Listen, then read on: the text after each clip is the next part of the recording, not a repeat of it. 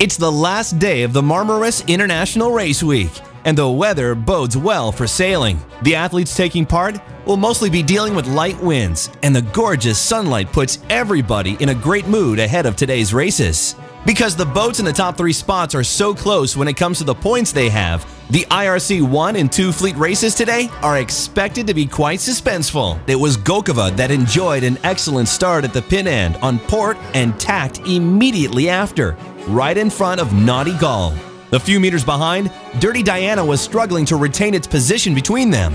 At the same time, Eclipse was sailing the left shift near the shore. In the IRC Charter 1 and 2, there were still many favorites to win this, such as Laloba, Bony Staff Pineapple, Night and Day, and Mauritius. They will each need their best performance today, some really good tactics, and also a little bit of luck along the way in order to defeat the others. Mauritius had a good start at the boat end, with the rest of the fleet heading to the left side of the racecourse. The crew of Bony Staff Pineapple had different ideas. They picked the pin end and headed to the left side. A very suspenseful race right from the start. In the penultimate race of the day, IRC 3 and 4, Iker, Yayik, Iran, and Escorpit had some unfinished business from yesterday. And they were once again involved in some seriously tough battles at the pin end. Same for Clavella and Allegro and Bluebird. A few minutes later, Letland was sailing the left shift with Escorpit next to them. LZ Yachting and Hadar were not doing so well though. Could they recover and claim a better position? At the same time, Sasha was also performing fabulously.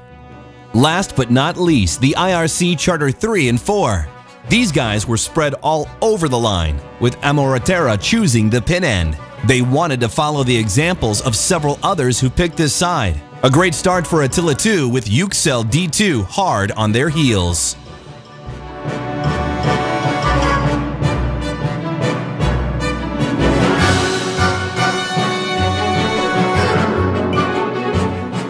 Back to the IRC 1 and 2, where Flying Box managed to position themselves in second place during the third leg, behind Egapen Uka Uka. But the weather at this point was very gusty, and the reach posed a real challenge as much concentration was demanded, and some good steering too.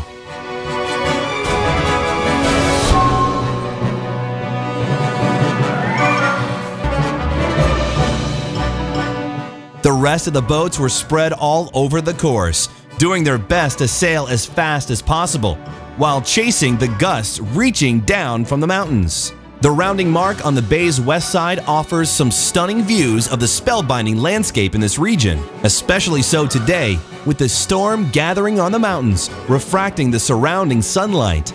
The colorful balloons and the boats jibing right on the rounding mark completed the spectacular picture here in Marmaris. The athletes, of course, can't enjoy it as much. This is a difficult maneuver to complete, especially with these gusts, so all their concentration was focused there. The finish of the race was nail-biting, especially Dirty Diana and Lady in Red, fighting boat to boat until the very end. This last race would prove really decisive for the position of the top teams on the podium. But the shifty weather was the cause for many upsets, and the final order on the leaderboard would include a few surprises. Let's have a look at the final results. Congratulations to the winners and to all the teams gathered here in Marmaris. Great sailing moments and racing action throughout those 5 days of inshore and coastal races in this gorgeous spot on Turkey's Mediterranean coast.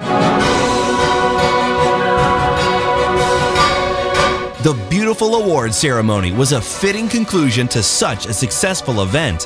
Thanks for watching, and be sure to join us again next year.